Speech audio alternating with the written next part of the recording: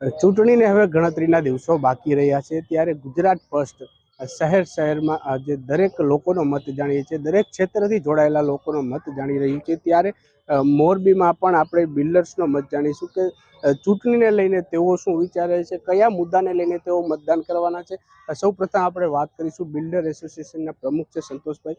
સંતોષભાઈ, ચૂંટણીને હવે ગણતરીના દિવસો બાકી છે, તો આપ કયા મુદ્દાને ધ્યાનમાં રાખીને વોટિંગ કરશો?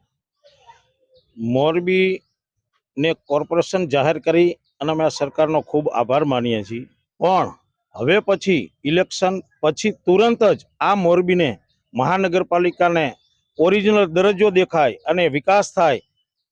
વિકાસની ગતિ સતત ચાલુ છે. એ ગતિમાં હવે અમારે વેલ્થની સાથે હેલ્થની જરૂર છે. તો અમારી હેલ્થ ત્યારે ટકશે કે શહેર મોટું બને, વિશાળ બને, રોડ, રસ્તા, ડીપી, ટીપી સુવિધાઓ ઝડપથી ઇમ્પ્લિમેન્ટ થાય એવી અમે આવનાર સત્તાધીશો પાસે અપેક્ષા રાખીએ છીએ. આપ શું વિચારી રહ્યા છો મતદાનને લઈને? હંમેશા ભારતની પ્રજા જે છે એ વિકાસને જ મત આપશે એવું મારું માનવું છે.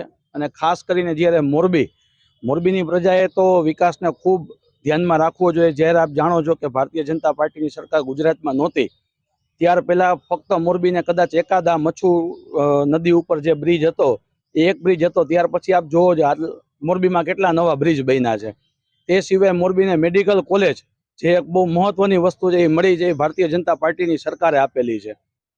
તે ઉપરાંત રોડ, રસ્તા, ઇન્ફ્રાસ્ટ્રક્ચર અને આરોગ્યની સુવિધા જે છે એ પણ ખૂબ સારી આ ભારતીય જનતા પાર્ટીની સરકારમાં મળી છે. ત્યારે વિકાસ અને આરોગ્ય, મહિલા સુરક્ષા, બાળ સુરક્ષા વગેરે મુદ્દાઓ ધ્યાને લઈ અને ભારતીય જનતા પાર્ટીના પક્ષમાં મતદાન કરશું. જી ચોક્કસથી. આપ તો યુવાન છો, યુવાનોને લઈને આપને શું એવું લાગે છે કે સરકારે શું કર્યું, શું નથી કર્યું? યુવાનો માટે ખાસ કરીને મોદી સાહેબે જે હેલ્થને લઈને જે કંઈ પણ ડેવલપમેન્ટ કર્યું છે, આજે આપ જોઈ શકો છો કે ગુજરાતમાં પહેલાં ફક્ત 6 સરકારી મેડિકલ કોલેજો હતી, એની જગ્યાએ હાલમાં વિકાસ થઈને 12થી પણ વધુ મેડિકલ કોલેજો અત્યારે ગતિશીલ છે અને બની રહી છે.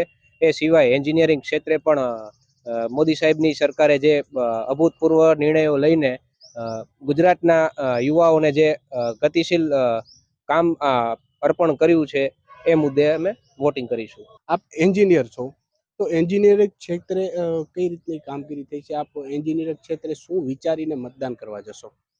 એન્જિનિયરિંગ ક્ષેત્રે ઘણા બધા વિકાસ જોવા મળ્યા છે અમને ભાજપ સરકાર તરફથી, અને આવનારા સમયોમાં પણ અમને ઘણું બધું જોવા મળશે એ અમને 100% ખાતરી છે ભાજપ સરકાર તરફથી. જેમ કે આપણે રોડ, રસ્તા ડેવલપિંગ જે પહેલાં હતું એના કરતાં અત્યારે 100% સારું જોવા મળી રહ્યું છે. અને આવનારા સમયમાં અત્યારે જે આપણી પરિસ્થિતિ છે એનાથી તનગણી, મતલબ કે જોઈ તો બહુ સારું બધું ડેવલપિંગ જોવા મળી રહ્યું છે. આપણે એક્સપ્રેસ હાઈવે જે મોટા મોટા રસ્તાઓ જે પહેલાં હતું એનાથી અત્યારે સારી પરિસ્થિતિ જોવા મળી રહી છે. જી ચોક્કસથી. જે વિકાસની વાતોને લઈને જે મોરબીની જે બિલ્ડર્સ લોબી છે તેમજ જે એન્જિનિયરિંગ ક્ષેત્રના લોકો છે તે વિકાસની વાતને લઈને ક્યાંક ને ક્યાંક ખુશ જોવા મળી રહ્યા છે, અને આ તમામ પાસાઓ વિચારીને તેઓ મતદાન કરવા જશે તેવું તે લોકો વિચારી રહ્યા છે. ભાસ્કર જોશી, ગુજરાત ફર્સ્ટ, મોરબી.